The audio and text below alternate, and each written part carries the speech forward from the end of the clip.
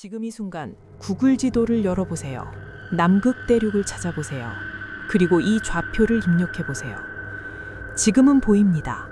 하지만 얼마 전까지만 해도 이 구역은 픽셀이 뭉개져 있었습니다.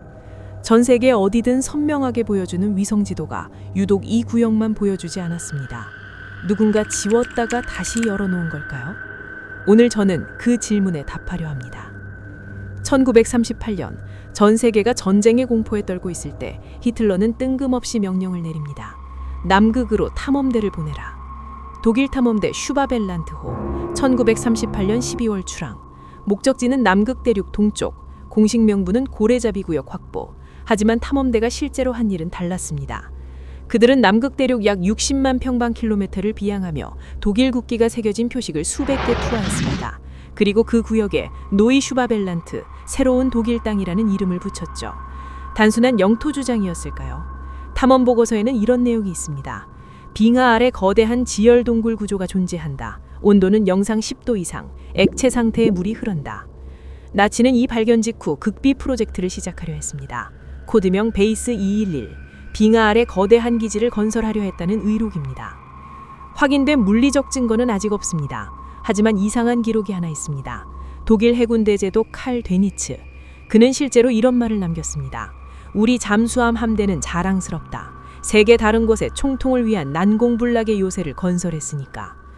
그가 말한 요새가 어디인지는 아직도 밝혀지지 않았습니다. 실제로 1939년부터 1945년까지 독일 잠수함 유보트가 정기적으로 남극 항로를 운항했다는 기록이 있습니다. 공식 임무는 없었습니다. 그리고 전쟁이 끝나갈 무렵 이상한 일이 벌어집니다. 1945년 4월 베를린이 함락되기 직전 나치 고위 인사들이 대거 사라집니다.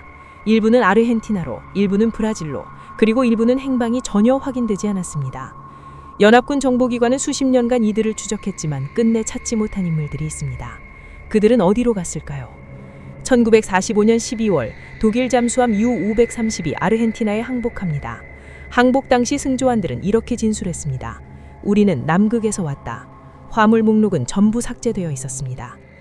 1946년 12월 2차 세계대전이 끝난 지 불과 1년, 미국은 전례 없는 규모의 군사작전을 남극에 투입합니다. 작전명 하이점프. 규모를 들으시면 놀라실 겁니다. 병력 4,700명, 항공모함 1척, 구축함 8척, 잠수함 1척, 항공기 서심 3대. 이건 탐사대가 아닙니다. 이건 전투 편제입니다. 공식 목적은 남극 길이 건설 가능성 탐색. 하지만 원래 8개월 예정이었던 이 작전은 단 8주 만에 긴급 철수합니다. 공식 발표된 이유, 기상 악화. 4,700명의 병력과 항공모함을 동원한 작전이 기상 악화로 8주 만에 끝났습니다. 그리고 귀환한 작전 지휘관 리처드 버드 제독은 기자들 앞에서 이렇게 말했습니다. 리처드 버드, 미국 역사상 가장 훈장을 많이 받은 탐험가, 남극을 5차례 탐험한 전설적인 제독. 그는 거짓말을 할 이유가 없는 사람이었습니다. 하이점프 작전에서 귀환한 지프 버드 제독은 칠레 신문 엘 메르큐리오와 인터뷰를 합니다. 그는 이렇게 말했습니다. 우리는 극점 너머에서 나타난 적대적인 전투기의 공격을 받았다. 그것들은 엄청난 속도로 날아올랐다. 우리 항공기 중 일부를 격추했다. 그리고 사라졌다. 1947년입니다. 당시 그 어떤 국가도 그런 속도의 항공기를 보유하지 않았습니다. 하지만 더 충격적인 건 이 인터뷰 이후에 벌어진 일입니다. 버드 제독은 즉시 미국으로 소환됩니다. 그리고 이후 공개 발언이 완전히 차단됩니다. 언론 인터뷰 금지, 공개 강연 금지, 심지어 가족들에게도 작전 내용을 말하지 못하게 됩니다. 버드 제독은 말년에 극심한 우울증과 알코올 중독에 시달렸습니다. 그리고 1957년 사망 직전 측근에게 이런 말을 남겼다고 합니다. 내가 본 것을 말할 수 없다는 게 평생 나를 괴롭혔다. 그의 비공개 항공일지, 현재 미 국방부 보관, 열람 불가 상태, 공개 예정에. 하이점프 작전 이후 남극은 갑자기 국제정치의 중심이 됩니다. 1959년 미국, 소련, 영국 등 12개국이 모여 남극조약을 체결합니다. 조약의 핵심 내용, 남극에서의 군사활동을 전면 금지한다. 냉전이 한창이던 시절 미국과 소련이 사이좋게 합의한 겁니다. 왜 그럴까요? 그리고 같은 해 남극 상공에서 핵실험이 실시됩니다. 미국의 아르고스 작전, 고고도 핵폭발 실험. 공식 목적은 핵폭발이 지구 자기장에 미치는 영향 연구. 하지만 군사 전문가들은 다른 해석을 내놓습니다. 특정 지하 구조물을 파괴하려는 전연자기 충격파 실험. 다시 처음으로 돌아갑니다. 한때 위성지도에서 뭉개져 보이던 남극의 한 구역, 지금은 보입니다. 누군가 수정한 걸까요? 아니면 처음부터 없었던 걸까요? 이상한 점이 있습니다. 문제의 구역이 1938년 나치 탐험대가 표식을 투하한 구역과 정확히 일치합니다. 그리고 또 하나, 2016년 존 케리 미 국무장관이 남극을 방문합니다.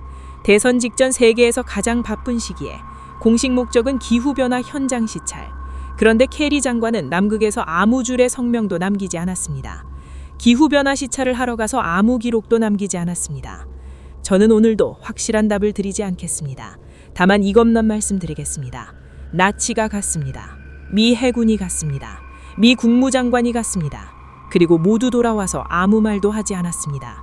남극 조약은 아직도 유효합니다. 인류가 가장 두려워하는 것은 모르는 것이 아닙니다. 알면서도 말할 수 없는 것입니다. 지금 드는 그 소름, 그게 정답일 수도 있습니다. 다음 편에서 뵙겠습니다.